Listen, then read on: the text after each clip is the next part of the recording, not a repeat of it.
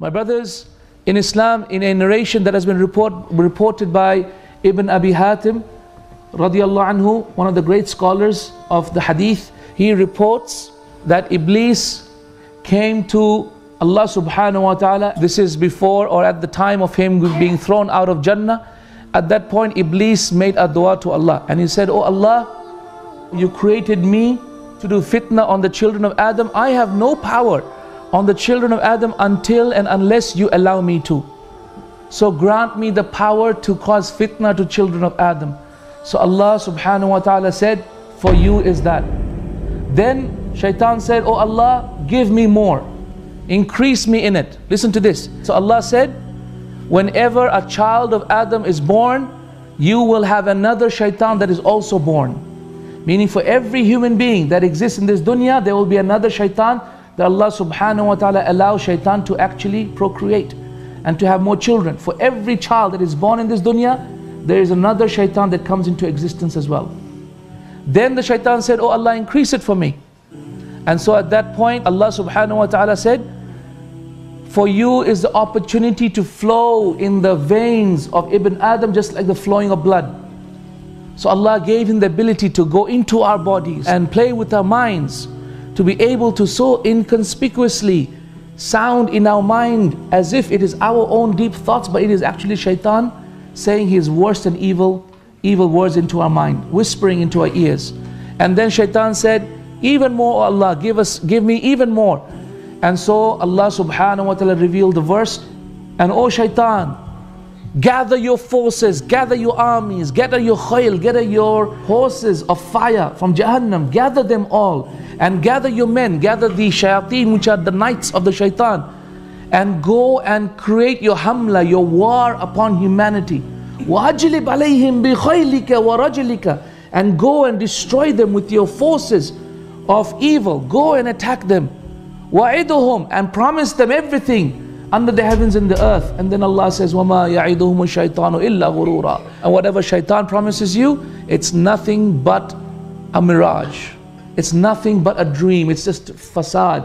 It's fake. It's nothing but a lie. So in this hadith it continues, and it says that Adam alayhi salatu wasalam heard this dua of Iblis and came to Allah subhanahu wa ta'ala and said, "Ya Rabbi, you have given Shaitan this much power and authority over me, so what will you give me, Ya Allah? Give me something." So Allah said, "A child of yours will not be born in this dunya except that I will send two angels, not one Shaitan, but two angels that will constantly protect him from the evil of the shayateen." And that's what Allah says in the Quran. He says, "Lahu mu'aqqibatu min bayni yadayhi wa min khalfihi yahfazunahu min amrillah." What is that verse? It says that for every single human being are two interchanging angels, one in the front, one in the back, that preserve him from the command of Allah.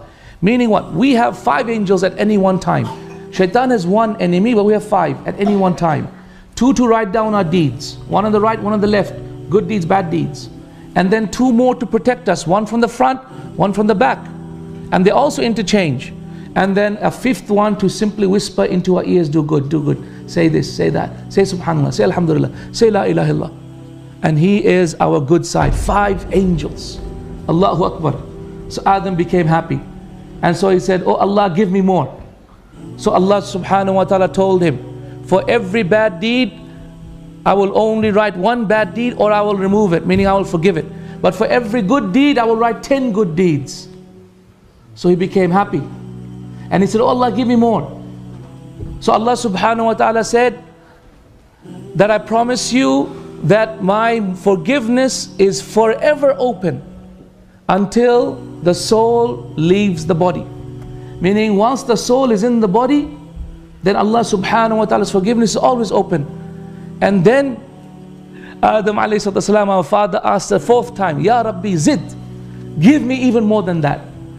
And so Allah subhanahu wa ta'ala replied, "Qul ya ibadi alladhina asrafu ala anfusihim la taqnatu min rahmatillah." Meaning, do not at all despair, at all, do not have any doubt at all that Allah loves us so much He cares for us so much.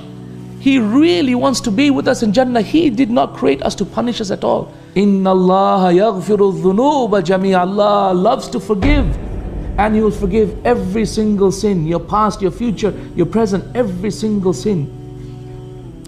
Innahu huwal ghafurur rahim. Indeed, He is the most forgiving, the most merciful. Wa anibu ila rabbikum. And turn everyone, all human beings, humanity, return back to your Lord together, repenting to Allah subhanahu wa ta'ala, and submit to Him with your repentance. What does submitting mean after repentance? Submit to Him in the best of ways, total submission, and that is salah. The total submission to Allah subhanahu wa ta'ala is our salah. We submit our voices to Allah, so we don't speak anything but the Quran or dhikr. That we submit our outer appearance to Allah Azza wa Jalla, so we are totally involved in ruku or sujood or standing in salah. And we submit our minds to Allah Azza wa Jalla, so we don't think of anything except Allah subhanahu wa ta'ala.